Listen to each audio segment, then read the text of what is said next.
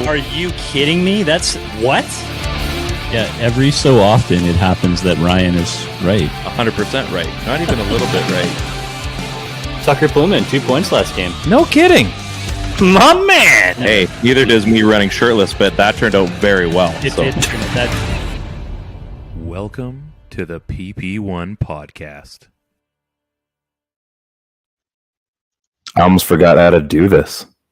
It's been a little while, yeah. It has been a minute. Thankfully, I do know how to do it. I think on my logo. There we go. So there's a logo. That's working. This is good. We're off to a good start. We're actually still live. I'm not getting kicked out for random technical reasons, Wi-Fi-ish things.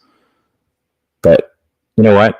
Just like the Vancouver Canucks, we persevered and we climbed over the. No, wait, this is not like the Canucks. Just like you and me, we persevered and we've climbed over the mountain. We got there. Welcome. In case you can't read, this is the PP1 Podcast. This is our summer bummer episode. A bummer in a way because, well, it might be our last show for a little bit for the summer because we're taking our personal lives a little bit seriously this year. It's a busy summer. That's busy for sure. We're going to listen to all the cool summer songs like the Ataris, the Boys of Summer, Demi Lovato, Cool for the Summer, Maroon 5, This Summer's Gonna Hurt, like a blink. So my kids don't need ice all day, so they wait till we're podcasting and they come out and hit the ice maker. I don't get. That's what kids do. That sounds about right. It's so fitting. Dad, I'm hungry. Well, when you were eating and you had opportunities to eat at Let's wait till I'm cooking dinner. Would that be okay with you? How about, yeah, so when we're eating, or how about like, oh yeah, it's bedtime, like 45 minutes ago. Oh yeah, I'm still kind of hungry. You literally had 2 hours before we sent you to bed that you had ample time to figure out your food situation. But that's cool. PP1 Podcast. We're on the Hockey Podcast Network. If you didn't know, we're partnered with DraftKings, promo code THPN. Check it out. I'll be organically inserting an ad later in the show. You'll never know, Ted. You won't know till post. That's what they say. You won't know till post. Because I'm going to just going to put it in there like an Easter egg. It's just the magic of professional. Like an Easter egg. Broadcasting, yeah. Yeah. You can comment along on our show. Maybe you want to chat with us. We'll type. Do the typing. Doesn't Jim Carrey do that in a show? You can type along on YouTube and Facebook. I was like that with like sausage fingers. Oh, Daddy, would you like some sausage? Freddy Got Fingered. Great show. Was it great, though? I don't know. I mean, if I watched it again, it probably was awful. Where's Marla Bear? It probably didn't hold up. I'm just gonna. Yeah. I mean, Tom Green. Maybe not the movie though. Yeah, I mean, Tom Green's probably held up, but. Yeah. Like Road Trip, that held up, I think. Maybe it doesn't. Maybe not now. They'd cancel that movie so quickly. Oh yeah, those movies. They don't make those anymore. Like they were not going to get any more of the American Pies and the road trips and yeah, like all that stuff. Like that's not a thing anymore. Like even like I don't know if like Wedding Crashers and Super Bad. I don't even know if those are things anymore. Like, I don't know if they make those movies anymore. It'd be hard to say. There's a new one with Jennifer Lawrence in there. And I think it's pretty raunchy. Jennifer Lawrence one, yeah. Okay. So maybe they still do. Maybe they're flipping the script though, and it's a woman instead of guys being gross this time. It's a bit of a dying breed. I don't know. Yeah, I guess that's fair. So yeah, comment along. Jim Carrey Fingers. Comment along if you like. We'll be here. We're not going anywhere now that we've got things working. I think we want to channel. It's like that Friends episode. You know the one. Not that one where they get the free channels. Like, What if we turn it off? Maybe it'll be gone. You could never turn it off. Yeah. So, that's something we could talk about. I was something about that the other day. My buddy Darren was like, he grew up in this house that they got in there and there was just free cable. And so they had this cable. Yeah, they had this cable for like forever, and they never paid for cable. It was like Winfield cable at I don't know Oh yeah, I remember. It was like one of those shitty little cable companies, but it was like it was there for whatever reason they forgot to shut it off, and then like one day they just got home and it's like It wasn't there. the cable's off, and so like I don't know how the story went inevitably, but you have to call in and make that like shameful call, like hey, I'd like to hook some cable up at XXX address, and they probably are on the other line thinking, oh yeah, we were expecting you. Yeah, like 4 years ago. How was your 4 years of free cable? Yeah, we've been letting it ride, and we just decided, you know what? You need to give us a call. You owe us some money. You owe us some money. We do have I some. don't think there's any money owed, but yeah, I think they know that you're coming for the cable at that point, right? Yeah. Yeah. Wheel is on at 7. It's a big deal in this family. We're gonna need you to turn it back on. Forget about the power. Forget about water. We want our cable back. That's a thing now. Like it's gonna be. I mean, you can't like fall into free internet aside from Wi-Fi, right? I mean, unless you knew someone's password from next door or something. Like cable, I feel is like something you might be able to. But internet, I don't think you could fall into.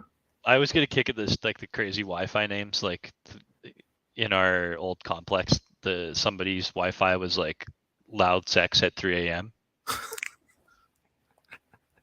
Mine's good. Mine's Shaw Hank Redemption. Oh, Shaw Hank's Redemption. I see what you did there. Or I've seen another one, like, what is it? Undercover FBI Vehicle Number 4 or something like that. Have you seen that one? There's some clever ones like, oh, interesting. Or like the next, or please do not use this internet. Or, yeah, all of ours are boring. It's like Shaw 68F something. And another one. So that's probably next door. Or that might even be downstairs. I'm not sure. I don't know. I really don't know. So Threads is a thing. You clearly were caught off guard by this today. Yeah, you just jumped into the chat. You're like, yeah, we need the threads. We need new threads. Because you've said this sentence before. I don't think I've said threads. Yeah, but you say it in like a Ryan way. Like you Fair, like, okay. I'll give you that. Like, we need new clothes because they're fetch or something like that, right? So I just assumed that maybe you meant we needed more swag. Okay. Every fifth conversation is like, I feel like we need some new podcast swag. You know, you're not wrong. Hey, you're not wrong. I am the speaker of the truth. So Threads, as we all know, is the rival to Twitter that is slowly crashing and burning. It's kind of like one tire's already blown in the high-speed chase and it's burning, but you know, they're still maintaining like 100 on the freeway. You know, eventually that next tire is going to go. They're going to maybe go down to 60 or 70. Cops are going to keep their distance because it's still a flaming mess.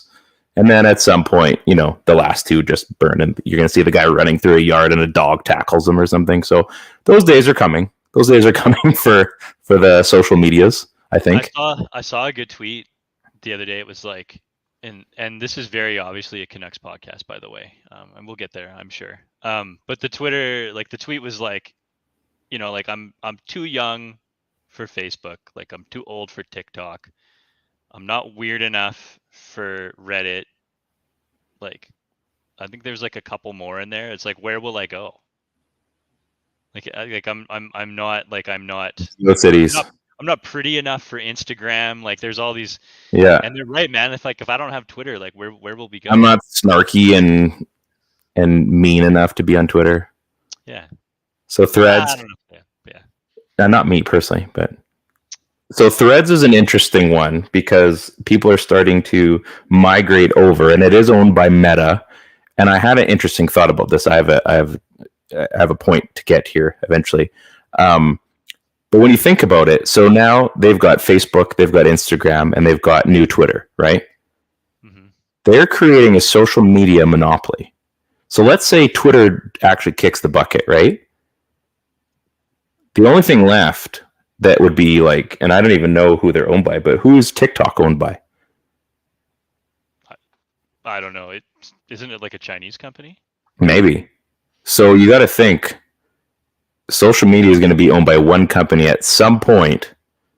We're all hooped and we're all going to need to get off this thing. I'm not a conspiracy theory guy, but I was kind of thinking today, I'm like, we love these things so much. I'm guilty as the next person. They're all going to be owned by Meta one day, and we are all going to have to do whatever they say because there just won't be. We'll just need it. Like a lot of people need Instagram, or they need Twitter, or they need. I mean, there's the group that needs Facebook, or some of these things are like their lifeblood for connecting with people, and they are, right? Well, we were stuck in the we were stuck on the ferry, not on the ferry, in the lineup for the ferry. Yeah. Heading to Vancouver Island over the weekend, and like the BC Ferry site was down. When it was up, it was delivering incorrect information.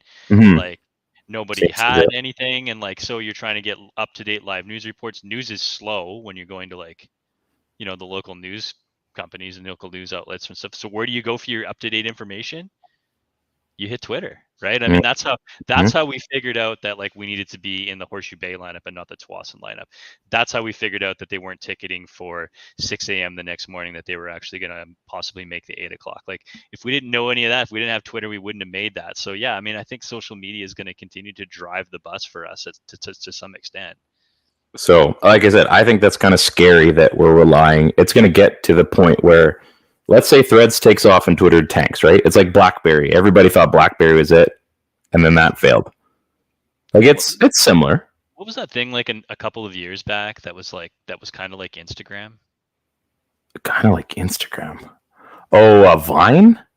No, it wasn't Vine. Vine was like a little bit more like TikTok. I mean, there's Twitch, but that's like a streaming thing. No, it's not that. It's not. I doubt anybody would even remember it. I remember it was sort of migrating over, and then it just sort of crashed. But well, there's Snapchat. No, it's not that. It's not an obvious one. Oh, okay. Well, I'll come back to it. GeoCities. I'm going to go back to that. I feel like 8 people know what we're talking about. So anyway, we were getting. Yeah, nobody was talking. I'm sorry.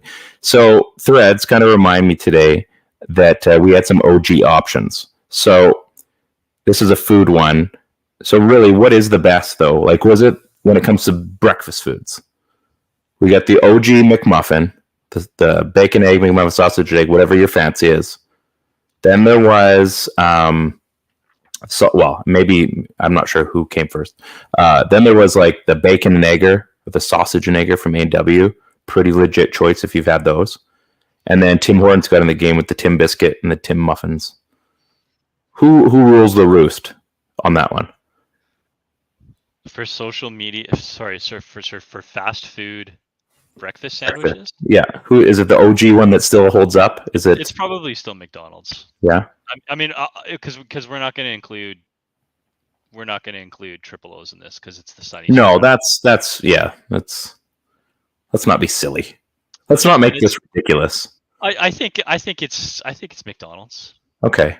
Yeah, I think so too. I'm not going to say fight me on it, but I don't. I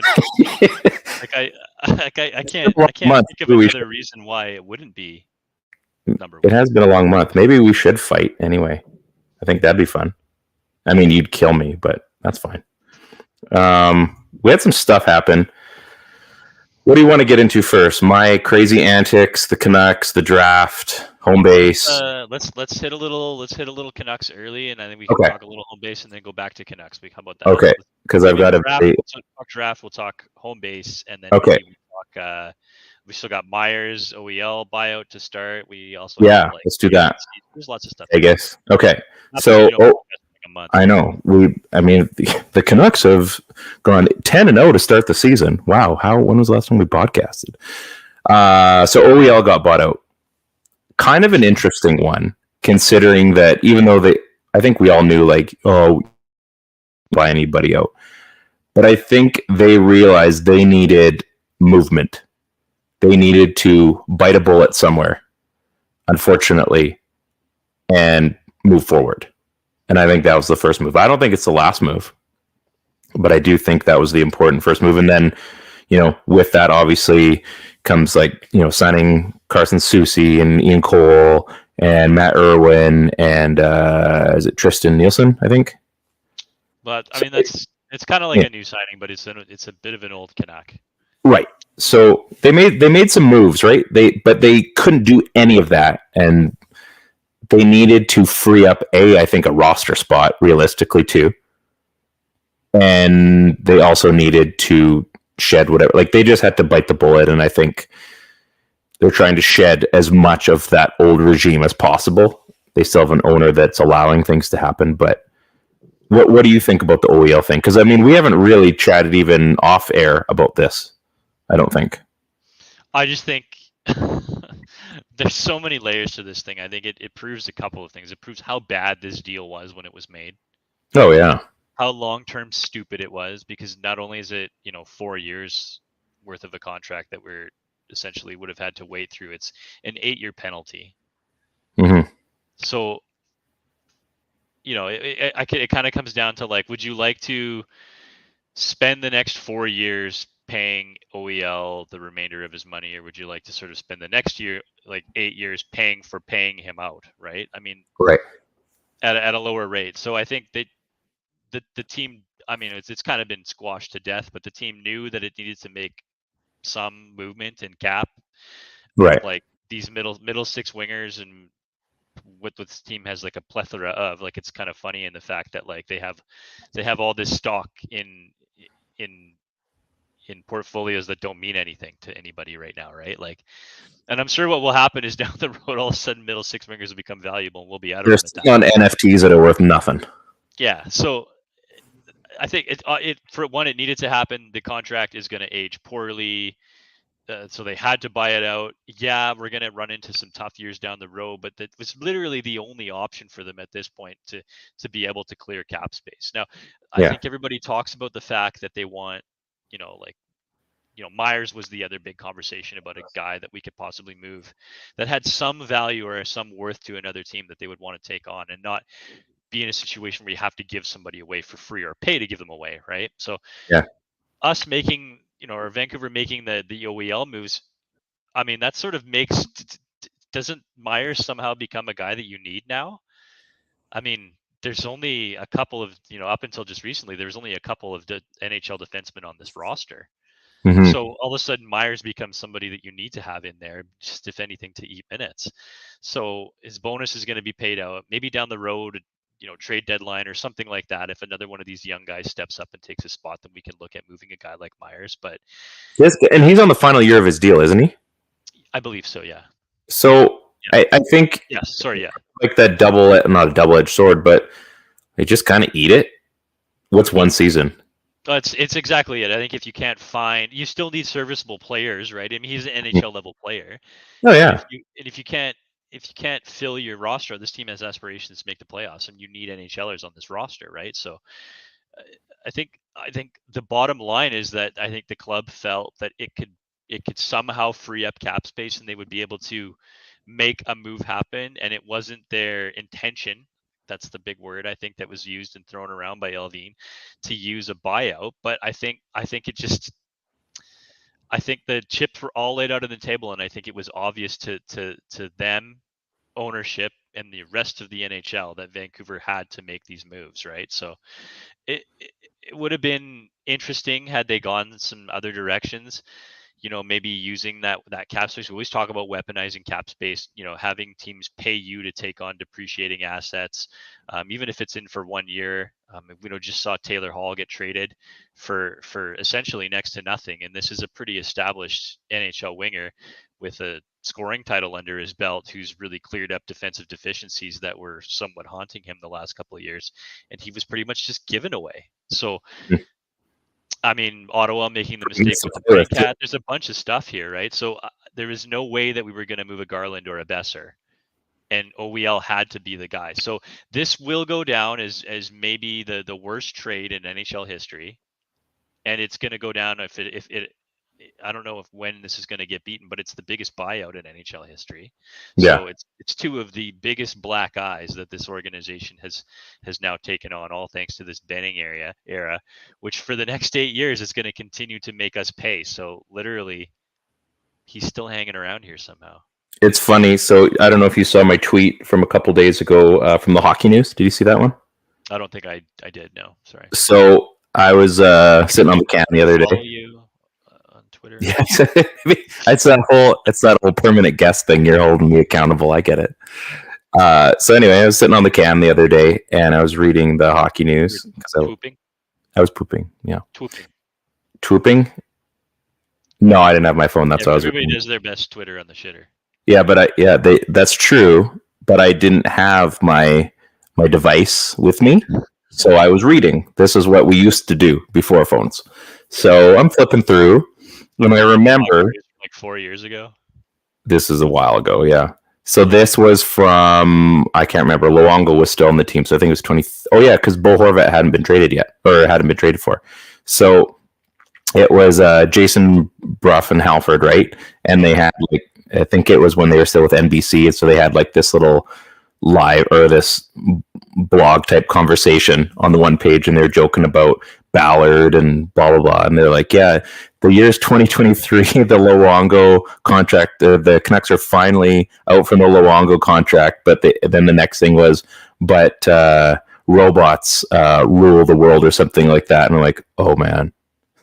So I sent it out there like, we nailed that one. Like, absolutely dominated. And I thought, that was so long ago. That was 10 years ago. And it was like beyond crystal clear. Like, that was a word for word.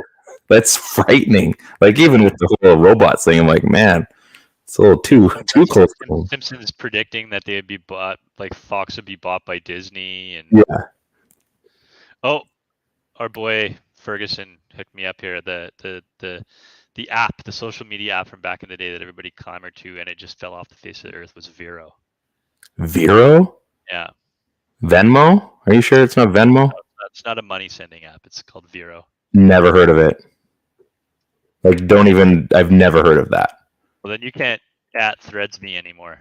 Dang it. Well, there goes. I'm going to throw my phone off the bridge. That's interesting. It's so crazy, though, right? Like, go back to the OEL thing. Like, that's wild that we finally are past that. And we've added a new one. Yeah, now we get a new one. Like a brand new one. Still has that new contract smell. Brand new. And we're hooped again. But thankfully, we've got a new defenseman to talk about. Tom Willander. Somewhere laughing. Oh, he's good. Yeah. The Canucks was a pretty good job, though.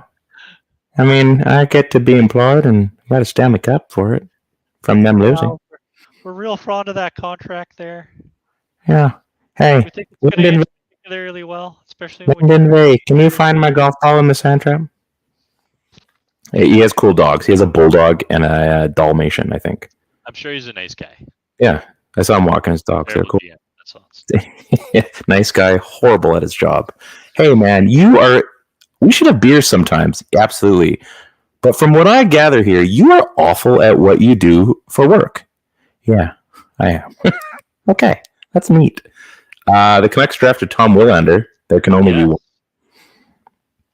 How do you feel about that? I like it. Yeah, I'm fine with it. I mean, if some people think that we possibly left a little meat on the bone, the Canucks did, and in leaving guys like, I mean, there could have been 2 or 3 guys that they could have taken in that spot. So I think the one that everybody was talking about is local kid Zach Benson, right? I mean, smallish winger, it's done it at every level, incredible amounts of skill, but again, another winger. And this organization like badly needed a right shot D. I mean, we're talking about Jet. And that's the only way you get them. You have to draft them. Like, you have to. That was the difference when you were talking about like an Ole Ulevy, right? I mean, Ulevy. I think at the time people were thinking maybe it was a bit of a reach, but he had that amazing World Juniors tournament, and he had done what he did in London, and the difference was that he was you're taking that swing and he was a left shot D, right? I mean, if it didn't pan out, that's unfortunate. There was the Keith Tkachuk thing, right? But I think they're taking a shot at what the consensus believes was one of the top 3 defenders in the draft, and he's a right shot D. So I think the general, like the mass, feels like, you know, this is a guy with NHL potential. It's quite obvious, first round selection. And there was a lot of comparisons early on. I saw people rolling around on Twitter, dropping the Ulevi thing, comparing, like Kachuk's status to what Benson is now, knowing that they're different players, but the same sort of value, right? Like slept on Benson. And it's possible. I mean, I think Benson's going to have a good career. He's going to turn into a good hockey player. But this team needs a right-handed defenseman. And it's not like they were that far above each other, right? And if two things are equal, you have to take the need at that point. And I'm always a BPA guy. But if all things are equal, then you have to take the defenseman. And I think the biggest difference between a guy like Willander and a guy like Ulevi, whose name has been brought up a million times on this, is that A, obviously he's a right shot. B, the guy is like a phenomenal skater. Like, I mean, you don't just go from being a forward to making the transition to a D-man just because you feel like doing that, right? I mean, you already have these somewhat offensive instincts. You have like puck handling skills. The skating stride is ridiculous. I think we've been lucky that since we got back on this pod tonight, we've watched an entire Canucks development camp, and this guy can absolutely fly, right? I mean, they're dumping pucks in his corner, and I think I'll just go back to the Ulevi thing, that sort of plodding, slow turn, be able to whip your body around and then start the race to the puck. I mean, they're dumping pucks in on him, and he's turning and getting there before the forechecker can get there. I think they saw something that was dynamic there. And I mean, let's be honest. Let's look at the long track record of Swedish defensemen in the NHL. There's a pretty good history there. And I would say if you're going to be drafting a Swedish defenseman in the top 15 of the draft, there's a good chance that you're probably getting something decent out of it. We see misses all the time. We can go back to any draft and you're going to see misses out there. I mean, look at who thought Philip Zadina was going to be a miss. Detroit sure didn't. The fact that they took him over Quinn Hughes, I mean, we'll forever be grateful. But they took him one spot ahead because they believed that they had their guy at 6th overall.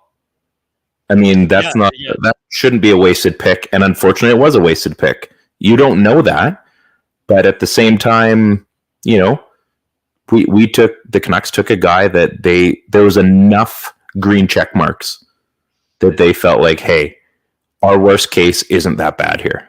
They felt comfortable making the pick. I mean, I think the guy profiles out as an NHL defenseman, like a potential top pair NHL defenseman. Top 4 most likely. He's going to get bigger. The footwork is unreal. The hands are amazing. There's probably a lot left on the table there from an offensive standpoint. We're probably going to see his game grow a little bit. But, I mean, he obviously thinks the game offensively because he was a forward. But then he also understands how to defend too, right? So the fact that you can be a former forward and make that jump to D and then get drafted in the first round is probably his draft stock is worth more as a defenseman than it ever was as a forward. Well, he's got hybrid, but not that he would be a hybrid, but he has that not a potential, but he kind of has the hybrid brain. So he knows when he can pinch and he knows when he needs to hang back. Whereas there's some, you'd look at a stay-at-home defenseman, or you look at maybe an offensive defenseman, right, where their brains work differently. Whereas you've got a guy that's kind of like your midfielder in soccer, right? Like this is a new age NHL defenseman, right? And I want to say this is a new age defensive defenseman, but I think there's untapped offensive potential there, right? But the new age defensive defenseman is it's almost more of like that Chris Tanev type than it is like a Carson Soucy type, right? You don't have to be big and be strong positionally and be physical. You can just get to pucks first, and I think Ethan Bear was a good example of that when pucks were dumped in. I mean, it was always the first man back, off the wall, up and out every time, like without fail. And imagine if Ethan Bear was even a better skater, if he was as good of a skater as Tom Willander is. I mean, I think I don't want to just say that he's going to come out and just be Quinn Hughes' partner one day, but he has that ability. And we can't say that about any other prospect in this camp. And then the Canucks went back-to-back in their third round, and then they took Hunter Brstevich, and they took another right-handed defenseman who's got good feet, who's put up good points. I don't think he knows entirely what he is yet at this point, but he can do a little bit of everything. And I think the point is that you're drafting right-handed defensemen with these skill sets that you can continue to develop down the road. And that's what this organization doesn't have. Well, and I think they've tried so hard to make wingers work for so long. I mean, Jake Virtanen would be the big one, and I think maybe now they're looking as well. Like, let's not look at project guys. Let's look at guys that actually have the value for where they are. I mean, a project be a goaltender, but again, you still know what you're getting out of a goaltender.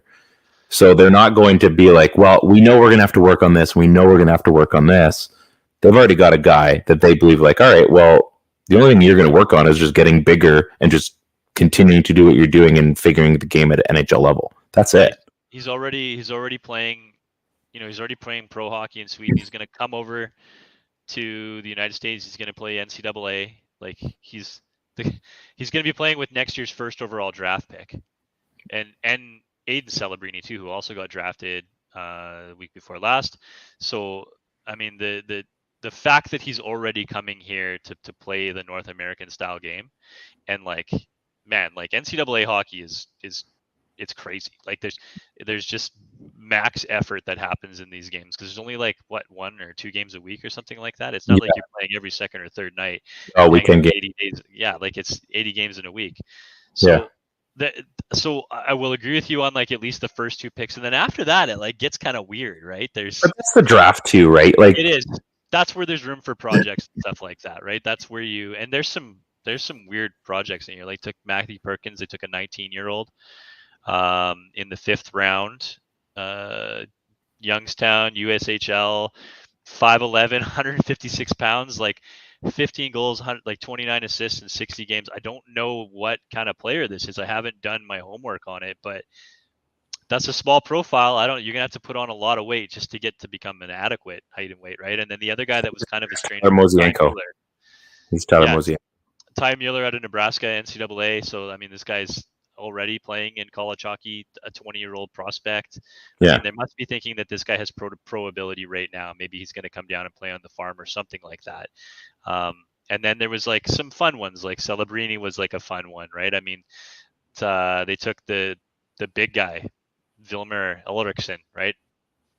6'6", 214 pounds, doesn't have a huge scoring profile, but he's playing hockey out in Sweden. What happens if a guy like that develops? Like they have that already. You have it, right? I mean, it's there. I feel like that's a fun, good project to take, right? And then the last guy is like Soria Minio. And that one's kind of interesting because Minio is kind of this like, I don't really notice him. We got to watch a couple Thundergate Birds games this year, and I don't know if I really noticed him, but that's kind of like the push on NHL defensemen too. If you don't notice them, maybe they're doing their job, right? I think so. The thing about Minio is he's going to be in that program where he's going to be the next guy up where all these other guys are sort of graduating, and that's a really good hockey team. So maybe that's the push. Maybe they're just thinking, here's a guy that's going to play a lot, that's going to get really good coaching, sort of like all of these Rockets defensemen that have come up over the years, where, hey, you take a guy out of a good program and maybe he turns into a good defenseman because of program, right? Yeah, well, exactly. You're going to hit more times than you're not, just knowing what that program looks like. As soon as you get to the AHL, you've already had a guy who's been playing the pro game for 3 to 4 years, unless he's a stud last. But yeah, I mean, it's been how many guys, right? We always are able to riddle off the list, but it's not going to end anytime soon. Yeah, so you're like, I have a 7th round draft pick or a 6th round draft pick, and I want to take these 2 defensemen, and they look pretty equal. And one guy plays out in Flint in the OHL, and the other guy plays for Kelowna, and I think he's going to get minutes next year. Seems like a pretty easy pick to take the franchise that continues to churn out NHL defensemen, right? And it's a lot cheaper to watch them too. Yeah, there you go. Speaking of Kelowna, my boy took him till round 2 to get picked, which befuddled me. We were can't remember. We must have had a ball game or something, and I got home and realized that Crystal hadn't been taken in the first round. I was totally upset, not happy at all. Yeah, I was at ball practice, and I looked, and I'm like, he didn't get drafted in the first round. He was projected to go like as basically they're thinking around 19th, I think, right? Was kind of the hub. Yeah, I think he was as high. I remember seeing him on one scouting report. He was as high as like 8. Yeah, really early in the year. Around the Canucks level, that 11 spot. So he goes 40th, which again, that's 8 picks into the second round. Not a slouch by any means, knowing how many teams are in the league now. But I mean, Washington got an absolute steal of a player. And I know he's a winger. But anybody that's watched this kid play, and I mean Bedard, that's a pretty good dude to vouch for him too. Bedard knows what's going on with Andrew Crystal. Like, he is so much fun to watch. His playmaking abilities are just next level. He pulls off the Michigan when he's bored. He went, I remember from his rookie season to when he definitely kind of had to be selfish, but he needed to learn a team game, to where he is now. He knows how to use and how to be used by his other line mates. He kind of has that he'll put the kind of the line on his back, but he also knows, like, kind of like, I don't want to say Wayne Gretzky type, but he does know where the puck's going to be. And I think having a guy like that come up through Washington, I mean, they're going to be able to use it. He's going to be one of those guys that actually, I think, pans out for them. Not like a Madison Bowie or who was another Rocket that came through. Was Johansson there too, I think? Mm-hmm. So I think his stock is a lot higher than some of the former Rocket forwards that have come out of Kelowna. I think his just hockey sense and his ability are just that much better. Like, I was so high on Nick Merkley when that draft happened, and I just thought he was, I mean, they were on a stacked team, and he was a pretty fun player to watch.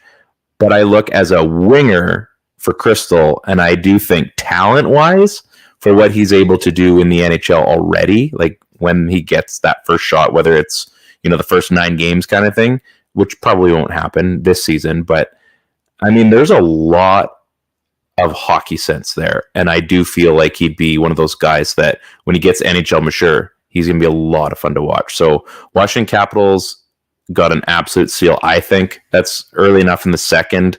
Probably could have been a first rounder for a few teams, and it is a shame because I'm sure a few teams are going to realize they should have taken him towards the end of the first round. But again, you never really know until later anyway. There's a handful of guys that you do, and everybody else you're waiting on. But I mean, good on you, Andrew Crystal, for getting drafted. That's awesome. Yeah, him and Caden Price as well. So exactly. Price went with the 84th pick, 3rd round. So we had a guy go in the 2nd and the 3rd round. That's great news for this franchise. I think Crystal's thing was, towards the end of the year, it's almost like so many of these other guys just leapfrogged him, and I think he was hurt for a large majority of the season. Oh yeah. Jumped on his draft pick a little bit, and then some of the guys that he was ranked in and around in sort of that, like, we'll call it like the 12 to 20 area. Yeah. They were also wingers, but a lot of these guys were just considered, I don't want to say better skaters, because Crystal's edge work is phenomenal. Like, just watching this guy sort of in and out, and lateral movement is really good, and you can just see you have to be picky. You have to be picky for a first round pick. Yeah. You have to analyze everything. The one knock was probably skating speed, right? His top end speed for a little guy. I think NHL teams feel you got to be fast, not just darty, right? And it's just kind of weird because there's a ton of sub 6 foot NHLers that have survived with the quick in and out game once they're in the offensive zone, just picking defensemen apart, right? So it's not about burning guys wide, and that's not Crystal's game, and that's fine. And I think that this is, if skating really is the issue that scouting reports say it is, because obviously we see different when we're watching in the games, right? Sure. And it's against inferior competition. He's going to have time with a skating coach to sort of work on those things. And what if he puts that together? Now you've just stolen yourself a potential first round draft pick in the 2nd round. Yeah, I think Washington did really well here. And then same with Caden Price. I mean, you were talking about guys who went in the 2nd round, and I think it's just, especially ex-Rockets, it's just littered with, Crystal is the most recent. Yeah, Caden Korzak, Cole Lind, which was one of those wingers that was kind of up and down, was either going to make it or he didn't. Dylan Dubé. I mean, we had some conversations earlier on whether or not he was going to pan out. Madison Bowie, Colton Sissons, Damon Severson, Brett Bulmer. I mean, there's a guy. Blake Como, Shea Weber. Shea Weber, yeah. I mean, there's just tons of these guys. I mean, you go all the way back down to like Nolan Yonkman. I mean, there's a lot of these guys that have played a lot of NHL games, and the Rockets haven't always been the best at developing wingers. Mm-hmm. But Crystal looks different, man. You know what? So I just wanted to add, because you brought up Price, but if you think about it, if you're Washington, you're thinking, oh no, he fell to the second round and no one's still taking him. They're probably like, man, I can't believe we got him at 8 in the second round. Like, that's how they're looking. They're thinking like, we waited and we lucked out and got him because 8 other teams or 7 other teams should have had him this morning, kind of thing. So, and it's developing. And there's I mean, look, when Boston had their 3 picks, remember the tweet from Reese Jessup there? He's like, oh, I can't believe they're going to get Shillington. I can't remember or Barzal, Shillington, another one. And like, oh, that didn't happen. Like, wow, you can also miss on that stuff too. So yeah, sometimes you see that too. When teams have like multiple picks in the first round, you see them, they take the surefire thing and then they take an off the board guy, it seems. Yeah. Like, why not just take all surefire things? Like, no one's going to make fun of you. Like, hey, can't believe they got all 3 of those guys instead of like, oh, wow, way to take a reach. Like, you don't reach in the first round. That's not what the first round's for. That's not how it works. Vegas, they finally won the Stanley Cup. After all these years. Do you remember when that happened? A month ago? Like, it felt like so, I don't know, it felt so lackluster them winning. Like, they won probably the hardest trophy to win in sports. And yet we're like, yeah, all right, 6 years, good on you. Let's move on. Drafts next week. Like, yeah, but it's legit, man. They won. It was very legit. I mean, this is the copycat league, and so everybody's now looking to be like, what's the archetype for Mark Stone? How do we get a Mark Stone? What's the game plan to build me a Vegas Golden Knights? Well, why don't you just go talk to every team in the league and see if they're willing to hand you over, all of their best second and third liners, and then see if you don't get anybody amazing. You just get all the really good guys. Like, just build a team full of like 83s overall. And so there's like, I mean, what you do have to hand them credit for is the fact that when somebody like an Eichel pops up, they go all in, right? I mean, they're willing to just give up they're just willing to give up a Nick Suzuki to get their hands on a Max Pacioretty, right? They're like any conversation where a big forward is popping up, there's like Toronto, and I feel like Vegas is the other name that gets mentioned, right? So what a perfect thing to, like, everybody else is, you can use the Canucks as an example to have a couple of elite players and in Pettersson and Hughes, and then work so hard to fill out their roster with, the B squad, middle guys, right? Middle guys and maybe the odd guy who can play first line minutes. And that's difficult to do. That's expensive. There's a ton of these guys that, you're always hoping you can get the next guy on the list who needed the chance to get into the top 6. And I think, Vegas did a really good job at identifying those guys in the draft and finding these players like Carlson. Like, give me a break. What the hell was Carlson even doing being available? Theodore, like, oh my God, like that. What kind of players are we protecting here to try to hang on to guys like these, right? So they did get Lucas Pisa. Yeah, and then they got rid of him like right away. Mm-hmm. Like, filled out the roster. Okay, you're gone. So I kudos to them. Although this architect or plan to build it's uncommon. There's only one other team that even gets that opportunity, and it's Seattle. And look how close. I mean, I'm not saying Seattle was going to go to the Stanley Cup, but they made it interesting. They did. I mean, I feel like it was a little bit of smoke and mirrors, but they were there. And who's to say they don't make? I'm not saying a run. They could easily get back to where they were last year and build a little bit. Maybe make a trade at the deadline. Yeah, the point is that if you have a solid team full of players that are well above average, that you need to be in on trying to make these trades to augment it with the elite talent to put you over the top. And you always think it's the hard thing to do is to get the elite player, right? And you can always find the talent to augment, but it was the other way around for Vegas. They had all of it. The entire roster was filled out. They just had to get their hands on a couple of elite players. Well, and it worked out in their favor that Jack Eichel was screwed around in Buffalo. Yeah. Yeah, like, they were there to be like, yeah, hey man, we're going to give you as much time as you need, and when you're ready, let's go win a cup.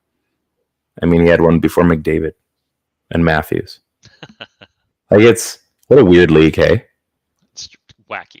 Like, you look at all these, but again, you look at the teams that are getting the Torontos and Edmontons, and they still haven't figured it out. So it doesn't surprise me that stuff like that happens. Do you want to hear my story, speaking of the Stanley Cup?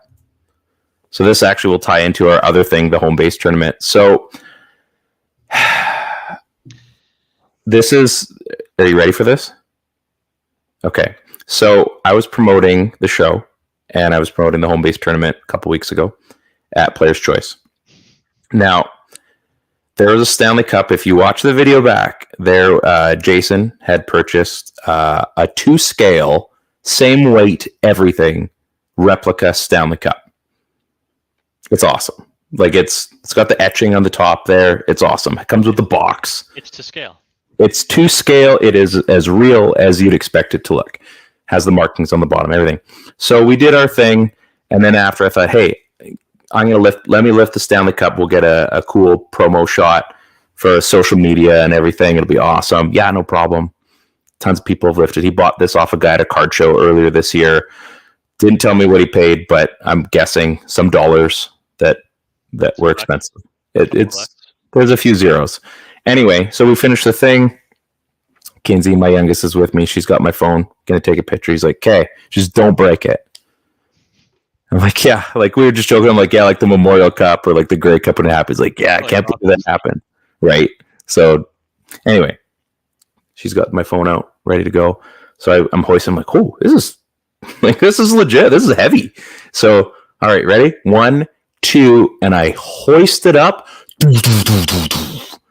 3 pieces. The Stanley Cup is destroyed. I broke the Stanley Cup.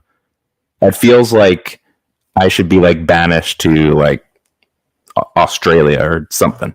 Rikers. Like the most Ryan thing that could happen. So obviously in the moment, yeah, absolutely. In the moment, we're all looking at it. He's like, what did you do? Like, I don't know, man. Like, it just broke. So there was another guy there that works at the shop, Mike, who was at the tournament as well. And like, we're all looking in just befuddlement that this thing broke. Like this thing took 15 years for this guy that he bought it off to build. 15 years. Why? He just like slowly was putting it together, trying to get the right weight, polishing like the rings, the whole. It was like a passion project kind of thing. Okay. And this thing. So anyway, we're talking. I'm like, well, how many people lift? He's like, I don't know, like 1,000. Basically, anyone who comes in contact with it. Yeah, basically like whatever. And I happen to win lucky ticket number 1001. And this thing breaks into 3 pieces. Oh my God, Ryan.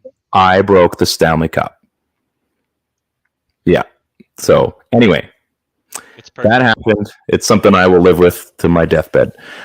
Speaking of home base, tournament raised $175,000 for Kate Shoots Foundation Mental Health. Work, yeah. Very, very cool. You and I both played in this tournament on separate teams this year. Mm-hmm. How did you guys do? We were 0-for. I think we had like 2 ties and a loss. Oh, well, that's, I mean, not 0 for them. Those are ties. Well, I mean, it was pretty much 0-for. I think we lost in like baseball rules overtime, which is pretty cool. You did like guy starts on second. International, yeah. 2 outs. Yeah, it was fun. Did you guys play the NHL team? We didn't. Okay, so it's probably for the best. But I think you guys played like the ringer team, though, right? We did. We played the team that won the whole thing last year in the first game. Yeah, that was the Sox, I think, team, right? Yeah. How'd that game go? What was the score? I heard it was like I think they mercied us outside of the second inning, but they just like we kept playing, and I think we finished with a score of like 12-3. Oh, that's okay. Because I think the next game they played was like 30-2 or something. Okay. Someone So said. They had woken up, I guess, at that point. Yeah. So you made them mad. So I got to play on the Player's Choice team, and this was like the Vegas Golden Knights. It was a bag of misfits put together. My sister was there. She was on your team, yeah. Steph was there. Other Steph was there. And we had, I don't know, it was like this perfect team that just got put together. We beat the Hyper Hippo team that we lost to last year. Okay, we beat those guys, yeah. We beat the accounting team. We beat another law firm or something like that. All the teams we lost to last year, we beat. And it was there was a lot of gratifying moments knowing that I was like, I don't even care what the score is. It could be 2-1 for all I care. Just beat these guys. And we ran the table in the round robin. Like we dummied every team. I think our closest game was like 13-6. And then we had two pitchers, me and another guy, and we were just throwing. It was like junk ball all day. I think I had like 7 or 8 strikeouts on the day. It was awesome. So it was great. We were just like absolutely pasting teams. Most of our games we were winning by at least like 12. So like we wouldn't get to the mercy. So as soon as we got to the next inning, then we'd start putting up more runs, and it just got out of hand. We go into, so we play the, what is it, the semi, I guess, the first, because I think we play 5 total, right? Yeah. So we play the first one and absolutely wax. I think it was like the Hyper Hippo team. Absolutely waxed them. And it was such a quick game that we had like an hour to wait because it happened so quickly. So sure enough, who do we get? We get Como and his band of brothers. So Shea Weber's out there, Myers, Mike Smith, Duncan Keith, TJ Keg is their pitcher. Right, just some scrubs. Oh man, it was just like it was basically the who's who. I mean, it was only missing like 3. Probably the worst team you could have played, yeah.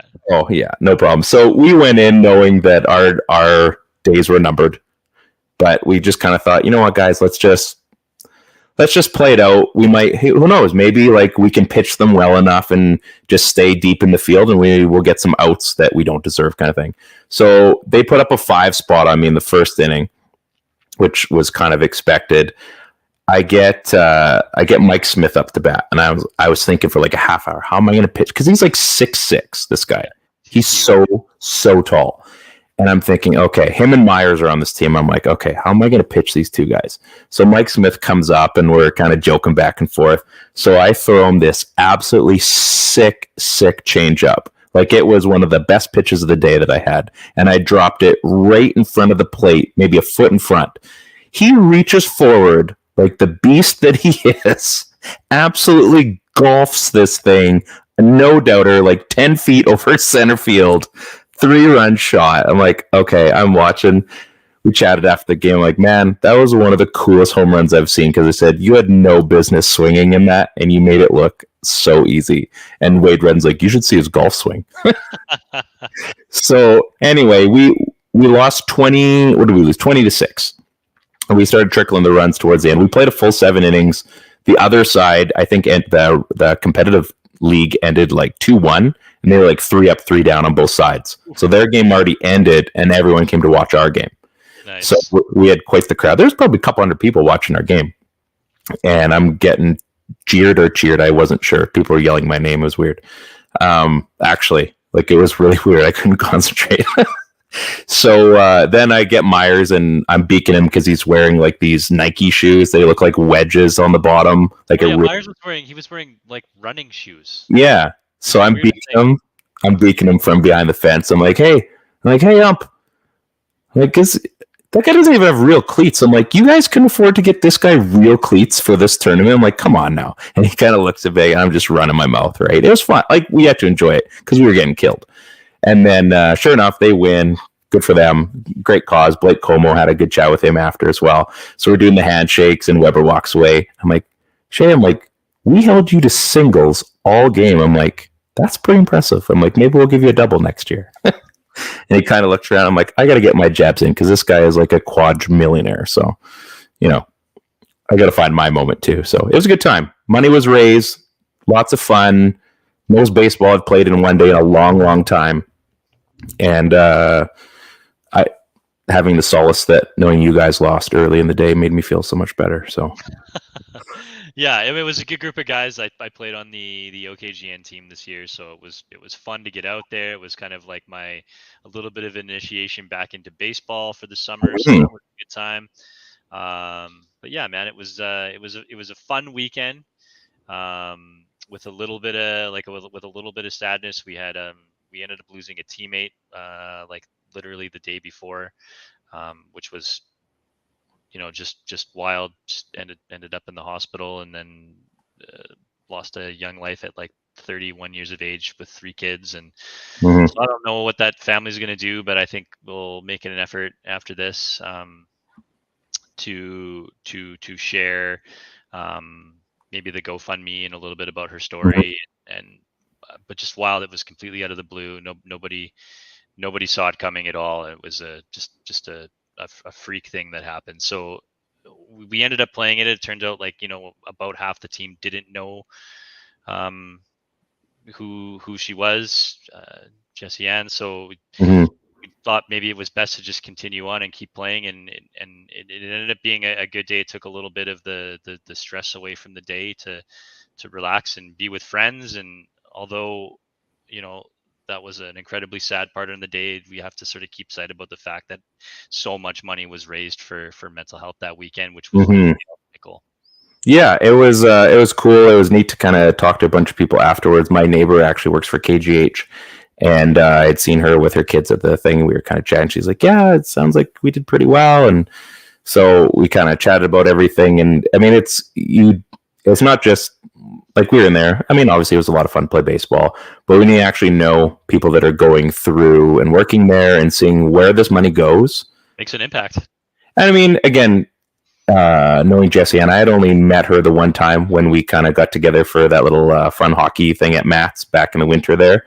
Right, yeah. Also, I do work with her husband. He's a rep for one of our flooring companies, and so I did reach out a couple days later, because I mean that's touchy stuff. I mean, I couldn't even imagine what that is like, and I don't want to, because it would hurt way too much. As you'd be the same.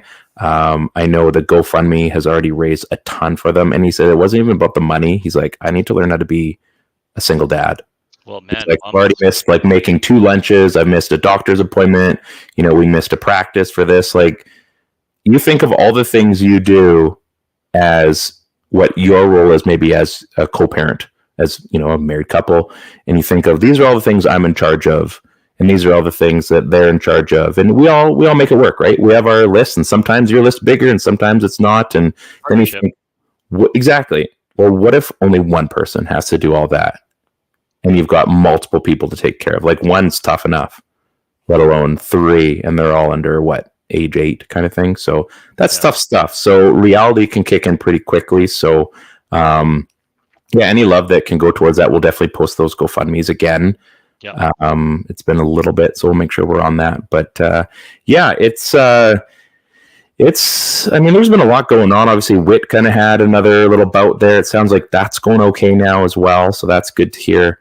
But man, like, reality's kind of kicked in a little bit, which is never fun.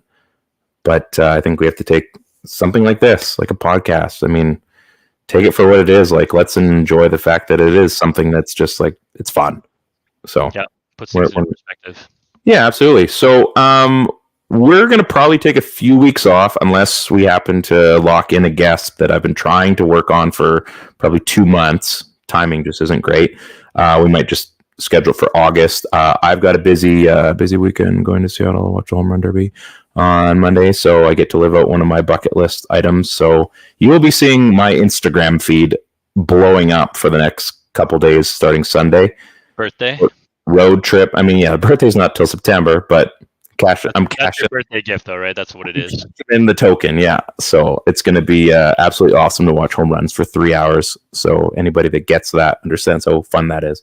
But yeah, we're going to take a little bit of a break, enjoy our families, and hopefully you guys enjoyed this show, because we talked hockey and McMuffins and breaking Stanley Cups and baseball and other things. And so, free agency, I think, was the only thing we missed. Yeah, but who cares about free agency? We were in the hotel at the baseball tournament last weekend. I'm like, oh yeah, it's July 1st. I think the assumption is that the Canucks are just going to blow it, right? And they didn't really. They didn't. They were very smart about it. I think if we can spend just a minute talking about it, I think they didn't go overboard on landing Carson Soucy, which is kind of what we all wanted. If it doesn't work out, it's not a huge long contract. It doesn't make a ton of money. It's probably a guy that they can possibly move. Ultimately, we think it's a guy that's going to help their PK out. And between Cole and Irwin and Bluger, it's all these 1-year deals and stopgaps. So if things aren't going well at the end of the year, see you later. Sure, yeah. You're not tied in. You're not tied in for money, and you're not tied in for term. Yeah, and if they are going well, then great. We got a nice little pocket to play with while we're heading into playoffs, and see Did- how things go after that. Did you just say a pocket to play with? That's a little pocket to play with, you know. Interesting. Not sure how I feel about that. You guys, this has been a lot of fun. I don't really have anything left to say. We're going to go into the summer. We're going to own it. It's Kelowna summer. Oh, and I've got some news for you off air, sir, about a friend that may be moving to our neck of the woods and may need some help finding some digs, if you will. Yeah, maybe this is you and me setting up a Threads account or something like that. Oh, we got to do that also. It's actually on you. So, yeah, I can't wait. Summer's finally here in Kelowna. We got playoffs coming up for you and me. Golf season, sunshine, paddleboards, sup boards, all that crap, beers, sours, you name it. I don't think you can finish any better than that. This is the PP1 Podcast. I'm Ryan. That's Ted. We're on the Hockey Podcast Network, brought to you by DraftKings. Promo code THPN. The Hockey Podcast Network. It's very simple if you do THPN. DraftKings Sportsbook app. Go check it out. Go Canucks. Go. Enjoy your summer. See you in August.